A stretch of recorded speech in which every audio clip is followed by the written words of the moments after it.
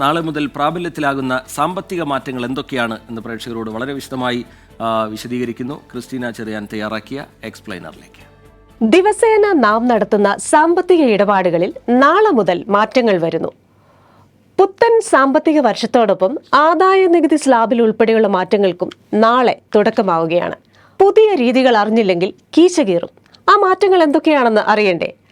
ആദ്യം തന്നെ ആദായ നികുതിയിൽ എന്തു മാറ്റം വരുമെന്ന് നോക്കാം.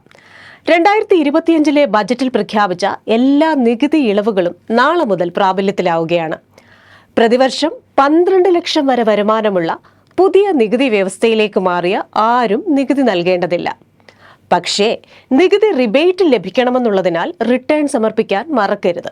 ഓഹരി വിപണികളിലും മ്യൂച്വൽ ഫണ്ടുകളിലും നിക്ഷേപം നടത്തുന്നവർക്ക് ഹോൾഡിംഗ് സ്റ്റേറ്റ്മെന്റുകൾ ഡിജി ലോക്കറുകളിൽ ലഭ്യമാക്കാനും സൂക്ഷിക്കാനും കഴിയും.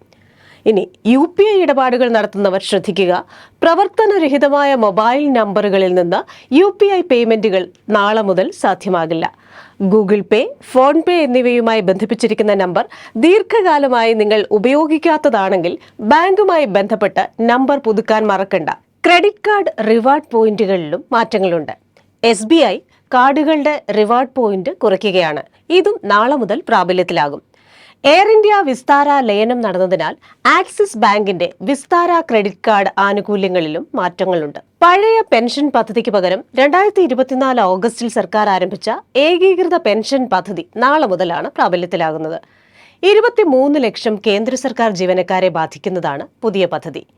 ചരക്ക് സേവന നികുതി പോർട്ടലിൽ സുരക്ഷ ഉറപ്പാക്കുന്നതിനായി മൾട്ടി ഫാക്ടർ ഓതന്റിഫിക്കേഷൻ നാളെ മുതൽ നിർബന്ധമാണ്.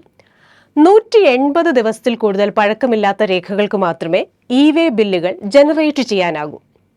ഇവയൊക്കെയാണ് GSTയിലെ മാറ്റങ്ങൾ. ഇനി അക്കൗണ്ടിൽ സൂക്ഷിക്കേണ്ട മിനിമം ബാലൻസിലേക്ക് വന്നാൽ SBI, Punjab national bank, Canara bank തുടങ്ങി പല ബാങ്കുകളും പുത്തൻ മിനിമം ബാലൻസ് നിയമങ്ങൾ നടപ്പാക്കുകയാണ്. പറഞ്ഞിരിക്കുന്ന മിനിമം ബാലൻസ് അക്കൗണ്ടിലില്ലെങ്കിൽ പിഴയൊടുക്കേണ്ടി വരും. പാനും ആധാറും ലിങ്ക് ചെയ്യാത്തവർക്കും പണി കിട്ടും. ഏപ്രിൽ 1 മുതൽ ലാഭവിഹിതം കിട്ടില്ല. ഡിവിഡന്റ് മൂലധന നേട്ടങ്ങളിൽ TDS കൂടുകയും ചെയ്യും. മ്യൂച്വൽ ഫണ്ടുകൾക്കും ഡിമാറ്റുകൾക്കുമുള്ള KYCയും നാളെ മുതൽ നിർബന്ധമാണ്. 7500 രൂപയിൽ കൂടുതലുള്ള മുറികൾ വാഗ്ദാനം ചെയ്യുന്ന ഹോട്ടലുകളിലെ റെസ്റ്റോറന്റ് സേവനത്തിന് 18% GST നൽകണം. വിവിധ വിഭാഗങ്ങൾക്കുള്ള TDS പരിധി വർധനയും നാളെ മുതൽ നടപ്പാകും. മുതിർന്ന പൗരന്മാർക്ക് പലിശ വരുമാനത്തിന്റെ TDS പരിധി 1 ലക്ഷം രൂപയായി ഉയരും. TCS നിയമങ്ങളിലെ മാറ്റവും നാളെ മുതലാണ് പ്രാബല്യത്തിലാകുന്നത്. പുതുക്കിയ നികുതി റിട്ടേണുകൾ ഫയൽ ചെയ്യാനുള്ള സമയപരിധി 1 വർഷത്തിൽ നിന്ന് 4 വർഷമായി നീട്ടിയിട്ടുമുണ്ട്.